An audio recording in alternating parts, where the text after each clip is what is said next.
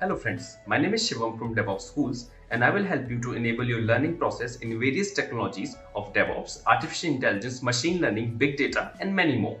This is our initiative to help you by sharing multiple tutorials and videos. And if you want any specific tutorials or any particular topic, then please do comment in the below comment section and I will help you with it. Also, please subscribe to our premium services on YouTube, which will give you access to more content and videos to enhance your knowledge about all these topics. Also, if you want me to help you with regards to the online trainings and classroom sessions by our qualified trainers, then please do write me at contact@devopsschool.com.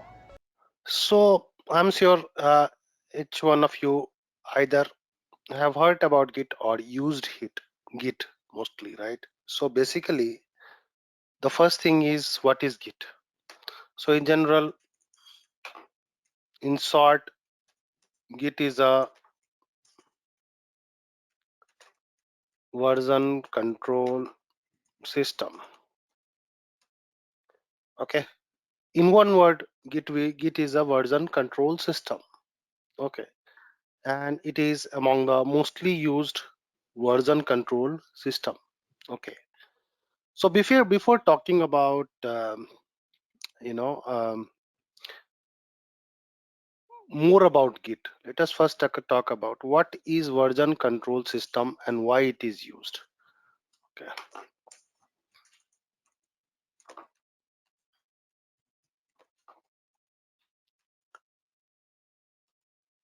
Okay.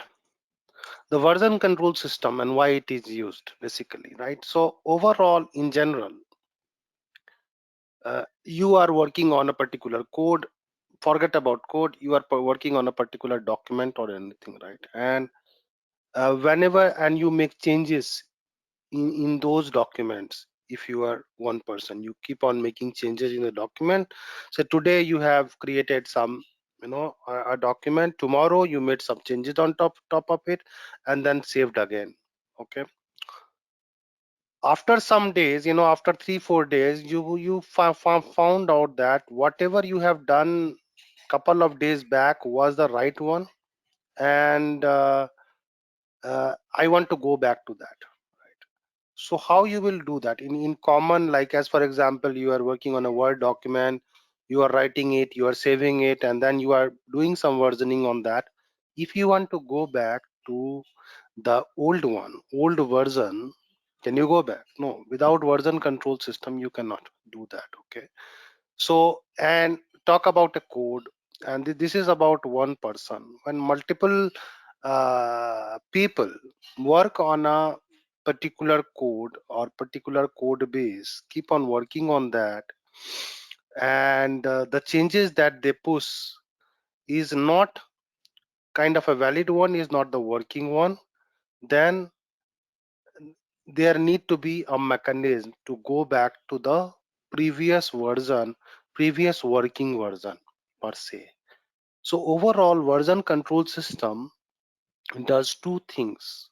Okay, it versions the different, it performs versioning of different, you can say life cycle of document throughout the life cycle, number one. And the second thing is it enables us to fetch the right version and ignore the wrong ones, ignore the ones that we don't want to work on that. Okay. So now the problem statement is, consider when this version control system, proper version control system was not there, what was the case, right? So what we used to do is, as for example,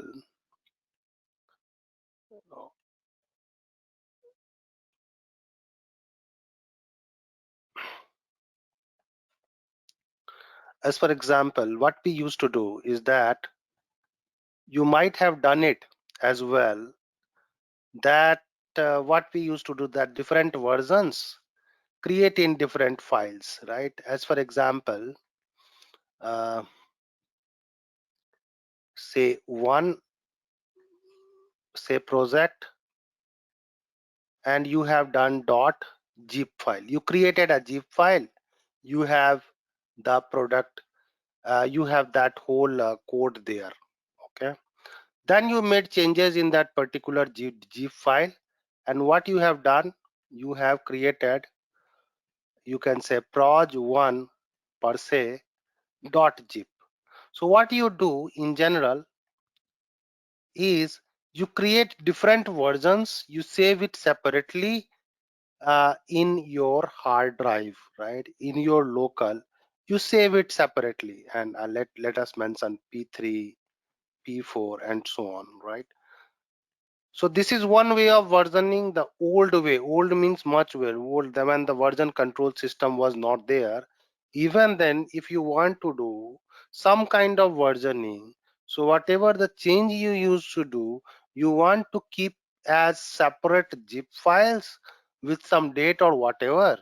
And if you want to ignore this, you can go back to this particular zip file, because you saved it separately. So each version, the oldest way of doing is keeping the base of each version separately. As for example, Word document, right? So if you are writing something in your Word document version 1, okay, then whatever update you have done in version 1, you saved it as a separate document as version 2, and all those versions are there in your system, right? This is the old way. This is the oldest way of organizing the document. Still, for our, if you are not using any version control system, that is one of the way to have separate. So what is the disadvantage of it? If your local disk crashes, right, everything is gone. So you don't have you have your dependency on that. And then this is cumbersome as well. You need to, so this takes a lot of your hard drive space. So that is, if the size is say 50 MB, so in 20 such zip files, your whole hard drive space will be consumed, as for example, right? If you have, okay, so this is a kind of, this is the first way. The second thing is, now what happened after that? What is the kind of the second thing that happened when you talk about the history of that? The second thing that happened is this one. Now what you have done, the local system, right? So there is a kind of a local version control system. The programmer started to keep a kind of a DB database. In database, okay, all the changes they used to put, they started to put. So it's maintained locally, okay, and they use DB to keep track of the files. Okay, so instead of using the hard drive to keep track of that, they used to post the changes to DB, and then from DB they used to fetch it. Okay, okay. So again, that disadvantage of this is again the same thing. All changes are local, right? So this is a local way of doing it, right? All changes are local. This is the second way, that okay, do not put everything in zip file and all. Maintain the changes in DB and then use it. This is the second way. Okay. Now, what happened later on?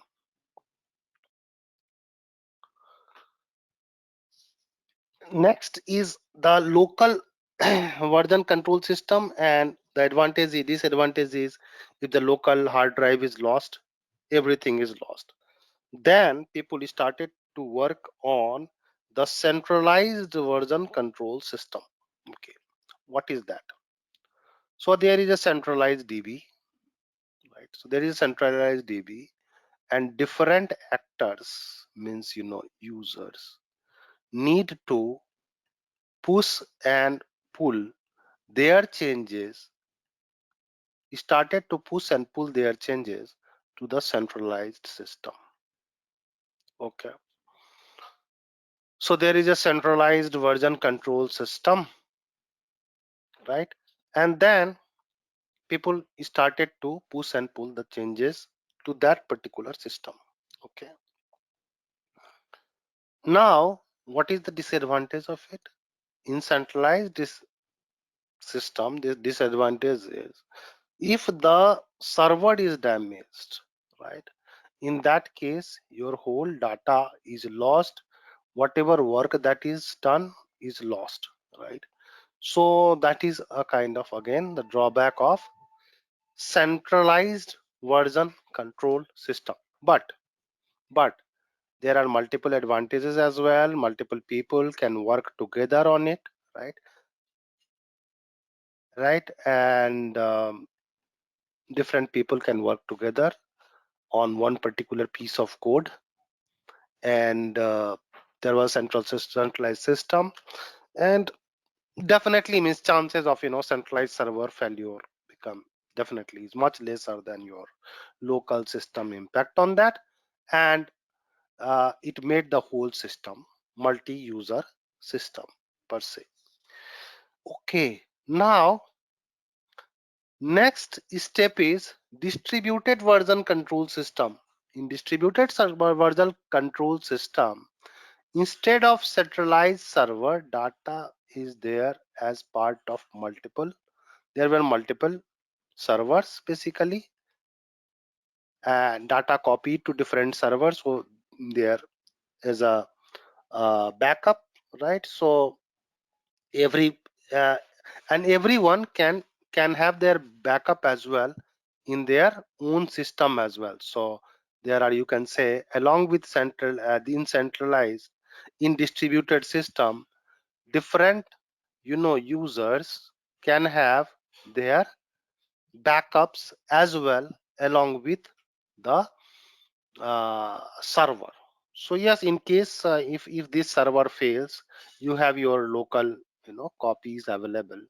Okay, and in these cases only the changes were saved basically, not the whole document. So this was taking much less space in comparison to the other local system, or this has more flexibility, you can say, or you can say mm, chances of failure, or recover failure means recover out of failure in comparison to this. So so this was the distributed, so then the distributed system came into picture. Okay, now let us come to our topic, that is Git. Okay, let us talk about means a bit of history, why Git was created. Like, so um you might have heard about Linus Torvalds. Anyone heard about Linus Torvalds? Who was this guy? Sorry for my writing here. I'm just trying to make things interactive. So Linus Torvalds, Linux founder. yeah, Linux founder, or a guy who has written most of the part of uh, Linux kernel. Okay, the operating system, the core behind the Linux. So this guy was, kind of mm, the biggest contributor as far as Linux is concerned. Okay, so overall, till from 1991, right, 1991 to 2002,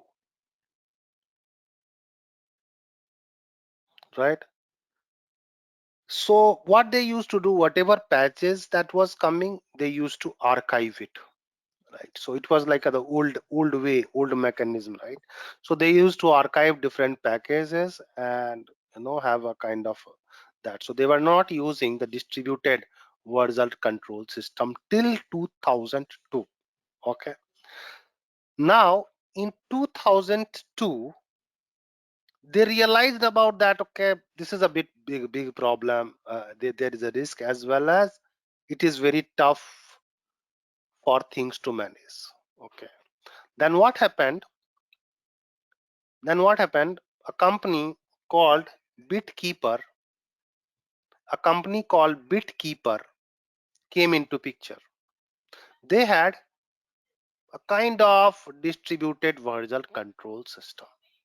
So they said that we will provide the version control system for to you. You focus on, because Linux definitely the free system basically. So they said okay. So they came into this. They told that okay, we will provide you the version control system. You don't worry about that. So till 2002 to 2005, the Linux team used BitKeeper as their version control system. By 2005, the BitKeeper company owning the BitKeeper showed that this is not going to be free. You have to pay for the version control system. And then it was a problem of developer community overall, Linux developer community. And then what Linus Torvalds said that we will create our own version control system. And then Git was born. So it was created by Linus Torvalds basically, when they were they were facing challenge that the company which was providing them the version control system said that we are not going to provide you. Okay, good. So this is about this is the basically the history, you can say, about Git per se. Okay, let us now come in. Let us talk about some more thing. Okay, so we talked about version control system. We talked about the some a bit on the history of that. Okay, and then let us talk about the characteristic.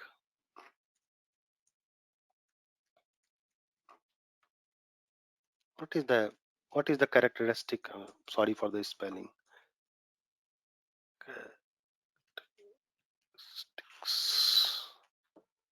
Ignore it if it is wrong.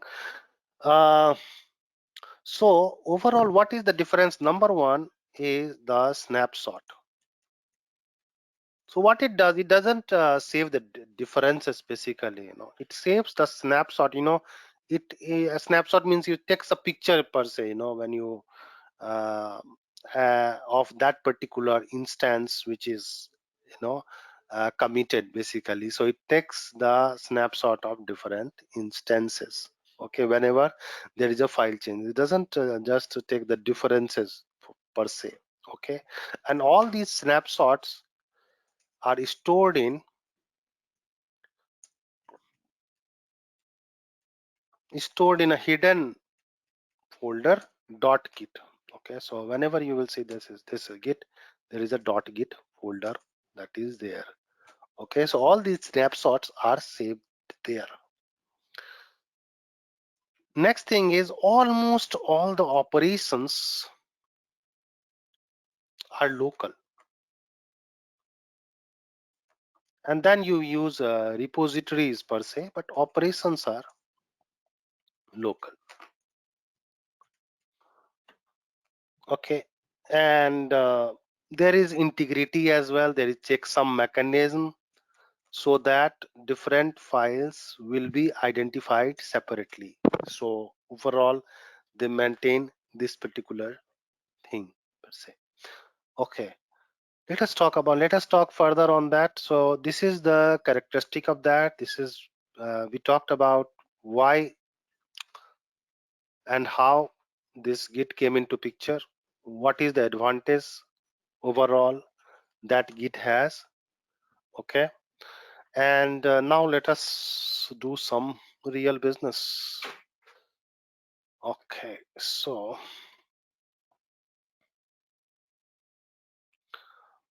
Git download, I will not talk about how to do that, but anyway, just a quick thing.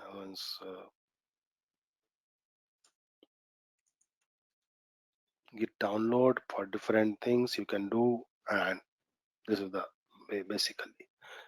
I will not go into that so that we can invest time on the real thing. Okay, so what it gives when you download the Git, basically what it gives is two things: Git bash, Git cmd, Git GUI, not much used, but Git command line, Git bash.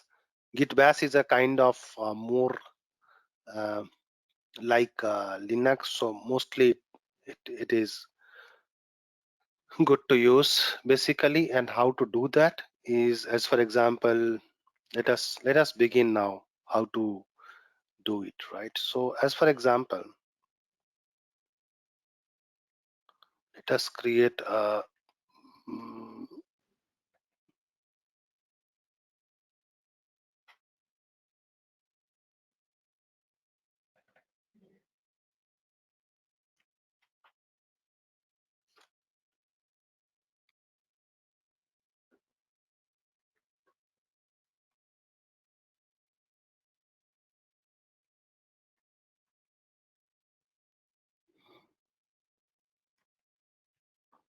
I don't know why it is not opening today.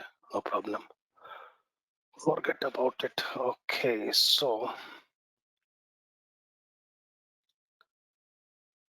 let us create a folder here only, new folder, and then you see Git training.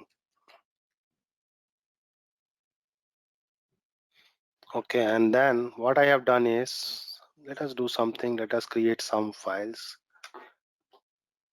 Mm,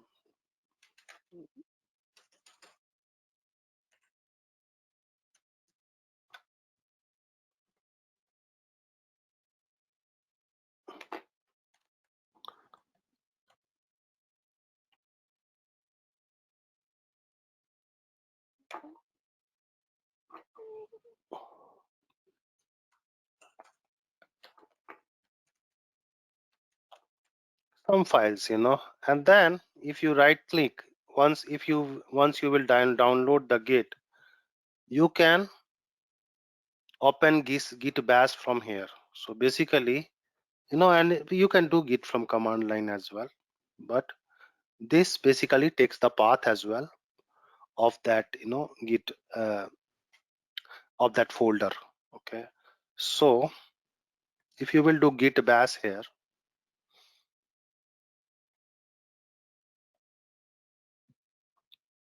okay, so now you are into this folder, desktop, then Git training folder, you are there. Okay, so as I mentioned, if you will see the first command, that can be some commands that you can note it as well. If you will do the first thing, whenever you do Git, okay, the first thing is, there are certain 4-5 commands that is very useful, and you should have that on your fingertips. The first thing is the Git status. What is the status of that? Okay, I have done. So overall, what it says, that not a Git repository.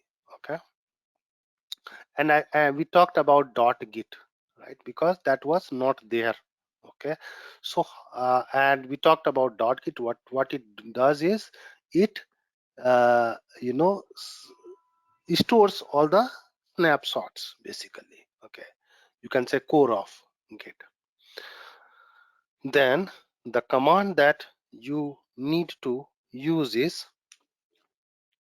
git init. Okay, so git init. So what git init is, it initializes the Git repository.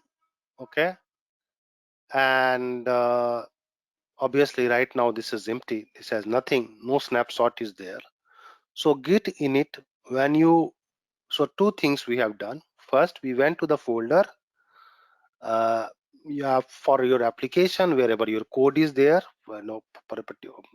application code, you go there, and then you do git status to check already Git is there this folder is tracked by Git or not.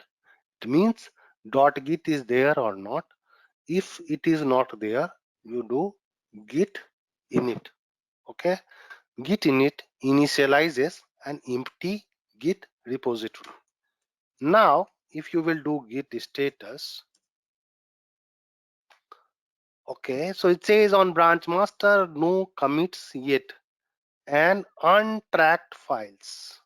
Okay, so it talks about untracked files. Now let us do one thing.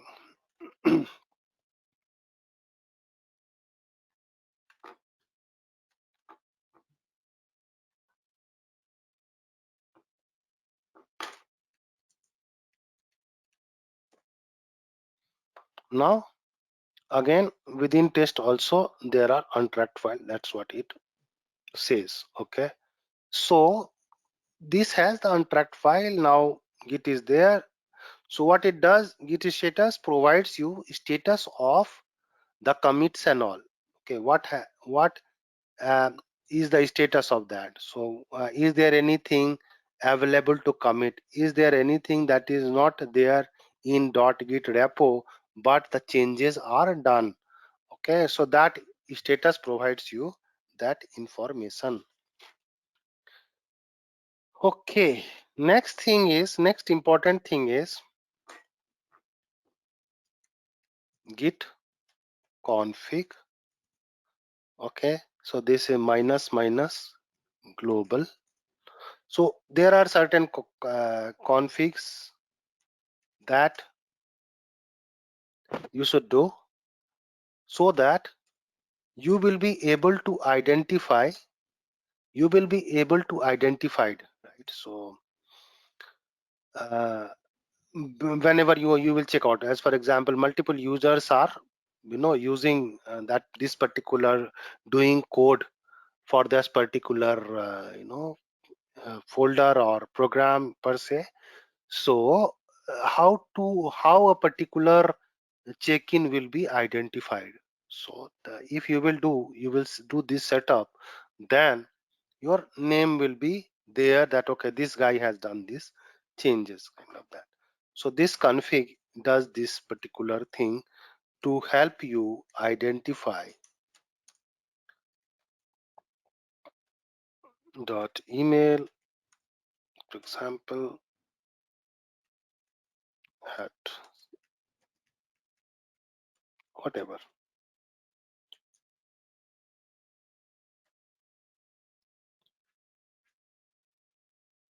Okay, what I have done. Okay, I have written here wrong. This is global. Okay, and now if you want to see what is there inside the git config,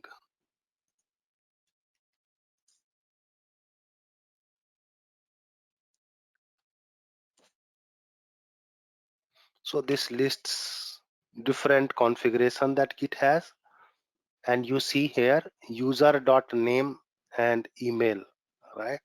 So this provides you configuration of that. Okay, so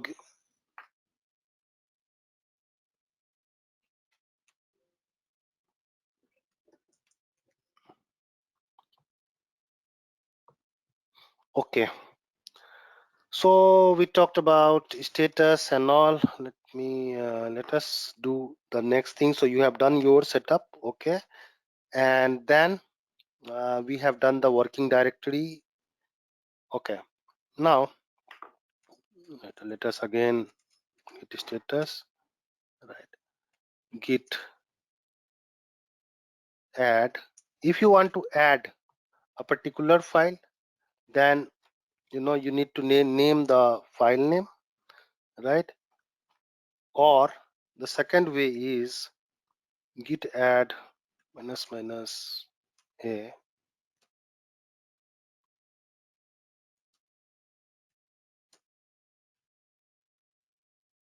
Now git status.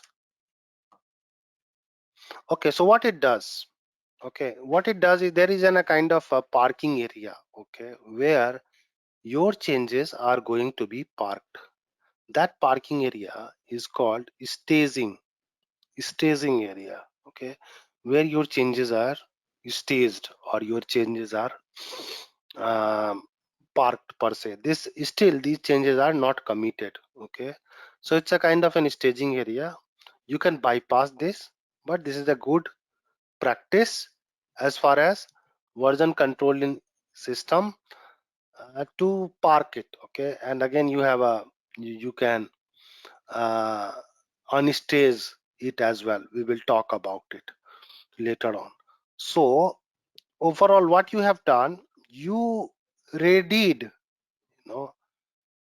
all these files for. Thanks for watching. Want to study further? Join our training programs today.